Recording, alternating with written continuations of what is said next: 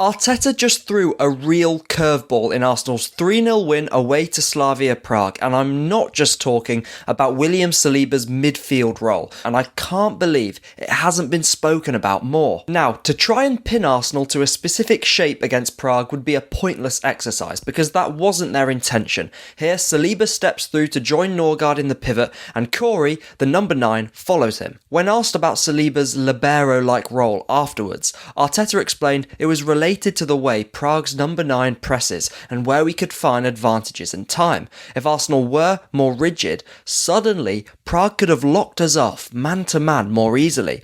Instead, Arsenal pulled Prague in 5-6 different directions at once. As the passage continues, Norgard leaves Provod away, Gabriel has lots of time, but Prague jump on the backward passes to Timber and then Raya. This is where Arsenal really start to manipulate them. Corey finds himself too deep on Saliba, so he tells the defender behind him to lock on as he steps onto Marino, who is overloaded as well. Saliba and Raya are cottoned on though, and the defender is a step late, and we generate settled possession simply. It was just as much about opening lanes for others as it was Saliba stepping into midfield. You can see how high this Arsenal line of 3 in midfield are. Again, generating time for Gabriel, who is really impressive with his line breakers. From here, look at how Norgard and Saliba make these diagonal movements, opening up the lane to Waneri, who Gabriel can wrap one into. Let's rewind though, because this touch from Gabriel is so key, because it encourages Sanyang to cheat onto Timber.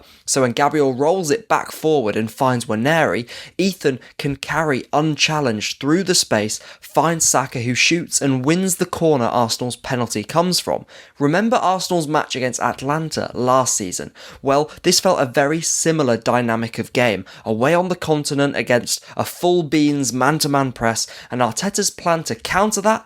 Let the Arsenal players decide which ways they want to pull the press. These were some of the different shapes that we formed across the 90, with Hincapié offering that high and wide width, but he was also able to swing into the back 3 and allow Rice to make those barrelling, underlapping runs through the half space. Here, with players popping up here, there and everywhere, and Arsenal's number 9 spot vacated, it's Norgard, then Trossard, then Hincapié, making those diagonal darts in behind. And just look at how all over the place this Prague backline are.